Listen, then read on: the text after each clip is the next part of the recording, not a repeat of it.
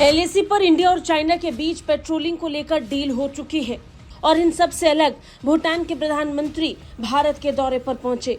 UN में भारत की स्थायी सदस्यता को अपनी सहमति देने और यूएन में बदलाव की पेशकश करने के बाद भूटान के पीएम अब भारत की धरती पर पहुंच चुके हैं।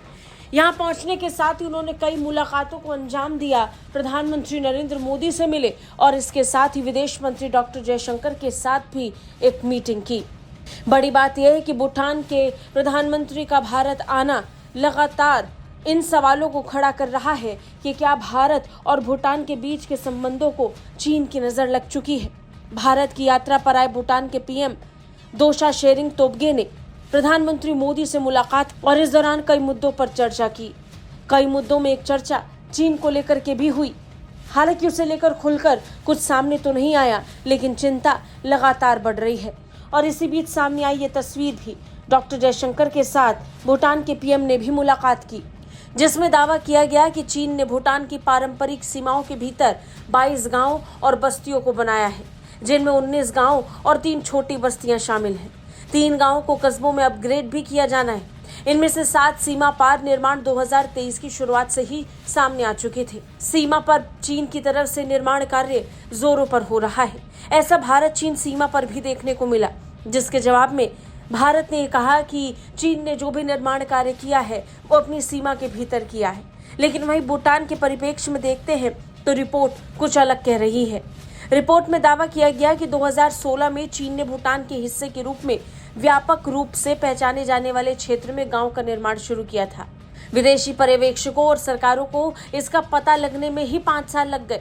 तब तक चीन ने भूटान की सीमाओं के भीतर तक गांव बसा लिए थे। हाल ही में एक रिपोर्ट सामने आई जिसमें हिमालय के भू राजनीतिक परिदृश्य में एक चौंकाने वाला डेवलपमेंट भी देखने को मिला।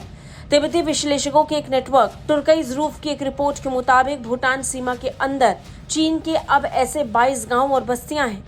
सैटेलाइट इमेजरी में लगभग 752 आवासीय ब्लॉक दिखाई पड़ रहे थे, जिनमें अनुमानित 2284 परिवार आकार की इकाइयां, लगभग 7000 लोगों के साथ साथ अज्ञात संख्या में अधिकारी, निर्माण श्रमिक, सीमा पुलिस और सेना को पहले से ही इस निर्जन क्षेत्र में ट्रांसफर किया जा रहा है। अब सबसे बड़ी बात यह है कि भूटान के प्रधानमंत्री या राजनयिक पिछले कुछ समय में कई बार भारत का दौरा कर चुके हैं। भारत भी लगातार भूटान के साथ संपर्क में है।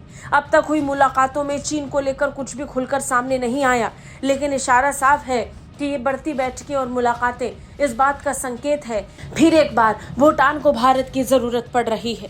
बता दें, प्रधानमंत्री नरेंद्र मोदी ने भूटान को भारत का अपना खास मित्र बताया था।